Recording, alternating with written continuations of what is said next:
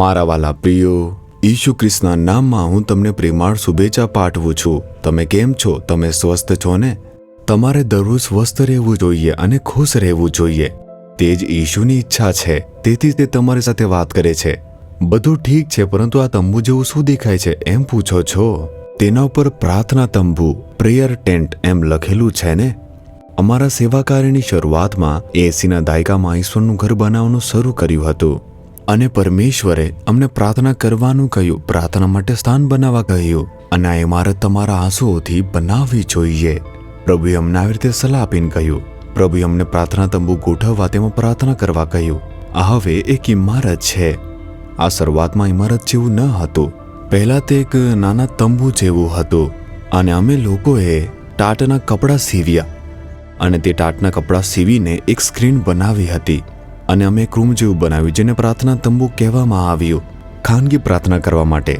અને તેમાં 24 કલાક માટે પ્રાર્થના ચાલતી. પ્રાર્થનાની સાંકળ ચાલતી હતી. પ્રાર્થના રાત દિવસ થઈ શકતી હતી અને સેવા કાર્યમાં દરેક વ્યક્તિ તે 1 કલાક માટે આવીને પ્રાર્થના કરતો. સવારે સ્ત્રીઓ પ્રાર્થના કરતી, રાત્રે પુરુષો પ્રાર્થના કરતા, દરેક જણ 1 કલાક માટે, અને પ્રાર્થના 24 કલાક સુધી ચાલતી રહેતી. પ્રભુના ઘર અને સેવા કાર્યના નિર્માણ માટે અમે નિરંતર પ્રાર્થના વિનંતી આપતા હતા. એવી રીતે આવી જગ્યા છે. પહેલા અમે એક નાનો પ્રાર્થના તંબુ બનાવ્યો હતો અને તેના પછી અમે તેને એક ઇમારત બનાવી નાખી. અને આ પ્રાર્થના તંબુમાં 80ના દાયકામાં ઈશુ મારી પાસે આવ્યા અને આ તંબુમાં મને કહ્યું કે ભારત માટે તમે બધા પ્રાર્થના કરો. તે સમયે મેં પહેલી વાર ઈશુને સીધા અને મારી નજીકમાં આ તંબુમાં જોયા. જ્યારે હું પ્રાર્થના કરી રહ્યો હતો, ઈશુના આંખોમાં આંસુ સાથે તે આવ્યા અને કહ્યું, શું તમે ભારતના લોકો માટે અને ભારત દેશ માટે ખૂબ પ્રાર્થના કરશો? હું તેમને આ જગ્યાએ જ મળ્યો હતો અને હમણાં પણ અમારા સેવા કરનાર લોકો આવશે ને પ્રાર્થના કરશે. અહીં એક વિશ્વનો નકશો છે અને ભારતનો નકશો પણ છે. ત્યાં રાહ જોઈને પ્રાર્થના કરવાની હોય છે. આવો પ્રાર્થના તંબુ છે. તમારા ઘરમાં પણ એક પ્રાર્થના ખંડ, પ્રેયર રૂમ તમે બનાવો. જો તમે ઓરડો સમર્પિત ન કરી શકો તો પણ એક નાનો પ્રાર્થના ખૂણો બનાવો જેમાં તમે એક પડદો મૂકી શકો છો અને એક નાનો રૂમ બનાવીને તમે ખાસ પ્રાર્થના માટે ત્યાં જઈ શકો છો. વારંવાર ત્યાં તમે પ્રાર્થના કરો. તમે તમારા પ્રાર્થના જીવનમાં દ્રઢ બની શકો છો. એટલા માટે અમે આ પ્રાર્થના તંબુ સ્થાપિત કર્યો છે અને હજુ પણ પ્રાર્થના માટે ઉપયોગમાં લેવાય છે. અમારા સેવા કાર્યમાં પ્રભુના બાળકો અહીં એકલા આવીને પ્રાર્થના કરે છે અને પરમેશ્વરે અહીં ઘણા બધા લોકો માટે ચમત્કારો કર્યા છે. તેઓને દર્શનમાં દેખાયા છે, પોતાને પ્રગટ કર્યા છે. તે માટે પ્રભુને સ્તુતિ થાવ. સારું, પ્રભુ પાસે આજે મારા માટે કયું વચન છે? શું તમે તે વિચારી રહ્યા છો? ગીત શાસ્ત્ર તેનું 66નું 12મા વચનમાં તમે જુઓ, એક સુંદર વચન ત્યાં કહેવામાં આવ્યું છે, અમને અગ્નિ અને પાણીમાંથી ચાલવું પડ્યું, પણ તમે અમને અંતે સંપત્તિ અને સમૃદ્ધિના સ્થળે લઈ આવ્યા. હે પ્રભુ, અમે અગ્નિ અને પાણીમાંથી પસાર થયા, પણ તમે અમને હવે સમૃદ્ધિના સંપત્તિના સ્થળે લઈ આવ્યા છો. અમારા સેવા માટે આ યોગ્ય છે. હું તેના વિશે વિચારું છું. અમે અગ્નિમાંથી, પાણીમાંથી પસાર થયા. ઇઝરાયેલના લોકો લાલ સમુદ્રમાંથી પસાર થયા ને? હા, અને અગ્નિમાંથી પણ. તેઓ સતાવણીમાંથી, દુઃખમાંથી, સંઘર્ષોમાંથી પસાર થયા. તેઓએ ફારૂનની સેનાનો સામનો પણ કર્યો છે. તેઓ ખતરનાક સ્થળોમાંથી પસાર થયા છે. અમે પાણી અને અગ્નિમાંથી પસાર થયા અને તમે અમને નુકસાન થવાથી બચાવી રાખ્યા છે. પ્રભુ, તમે હવે સમૃદ્ધિના સ્થળે પહોંચી ગયા છો. અમારી સેવા કાર્યમાં આવું જ છે. શરૂઆતના દિવસોમાં ઘણી બધી તકલીફો હતી. 80ના દાયકામાં જ્યારે અમે આ સેવા કાર્ય શરૂ કર્યું હતું, અમે પ્રભુનું ઘર બનાવવાનું શરૂ કર્યું. 80ના દાયકામાં ધાર્મિક ઉગ્રવાદી જૂથો અમારા વિરુદ્ધ આવ્યા.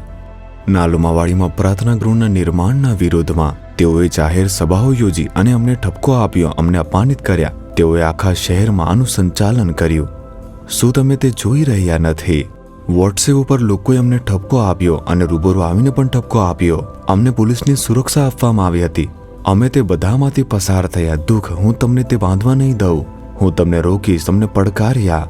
તેમનો ઈરાદો નાશ કરવાનો હતો. તેઓએ સત્તાવાળા લોકોને જોડાણ કરીને ઘણી બધી વસ્તુ કરવાનો પ્રયાસ કર્યો. અમને ખૂબ તકલીફ આપી, પરંતુ વાસુઓ અને અમારી પ્રાર્થનાઓમાં પ્રભુએ અમને મદદ કરી. અમે પાણી અગ્નિમાંથી પસાર થયા અને જ્યારે હું તેના વિશે વિચારું છું, આજે થાય તે કંઈ નથી. આજની સમસ્યા તે કંઈ જ નથી. આજે લોકો અમને ઠપકો આપી રહ્યા છે, વિડીયો અપલોડ કરે છે, કંઈ જ નથી. તે સમયે વ્યક્તિગત રીતે સામે આવ્યા હતા. અમને ખૂબ જ સતાવણી મળી. પરમેશ્વરે અમને આ બધામાંથી પસાર થવા દીધો. તેમણે અમને હારવા ન દીધો, અમને શરમાવા ન દીધો, તેમણે લજ્જિત થવા ન દીધો. પ્રભુએ અમને બધામાંથી પસાર કર્યો. શું જીવન એક સંઘર્ષ નથી? તેમાંથી પસાર થવું પડશે. આજે અમે સમૃદ્ધ સ્થળે છીએ, ગૌરવશાળી બન્યા છીએ. તે દિવસોમાં જે વિરોધ કરતા હતા તેના માટે પ્રાર્થના કરી. તે દિવસોમાં જે લોકો ઠપકો આપતા એના માટે પ્રાર્થના કરી. પ્રભુ સમૃદ્ધ સ્થળે લાવ્યા અને અત્યારે પણ સંઘર્ષ કરીએ છીએ. એવું નથી કે આપણે કોઈ સંઘર્ષ કરતા નથી. આપણે મૃત્યુ સુધી સંઘર્ષ કરીશું. તે ખ્રિસ્તી જીવન છે. તમારા માટે પણ એવું જ છે. દરેકનું જીવન તે એવું જ છે. તમે કદાચ વ્યવસાય ચલાવતા હશો અથવા નોકરી કરતા હશો, પ્રભુની સેવા કરતા હશો, અભ્યાસ કરતા હશો. દરેક પરિસ્થિતિ માટે સંઘર્ષો છે, કષ્ટો છે અને સતાવણીઓ અસ્તિત્વમાં છે. તે ખ્રિસ્તી જીવનમાં હાજર હોવું જોઈએ. તે જ તો રસપ્રદ છે. જો આપણે આજે પાછળ ફરીને જોઈએ, પ્રભુની મહાન વિજય આપણે જોઈએ છીએ. આવી ઘટનાઓ અમારી સાથે બની છે. તેઓ આ રીતે બોલ્યા. અમને નષ્ટ કરવાનો ઈરાદો ધરાવતા હતા.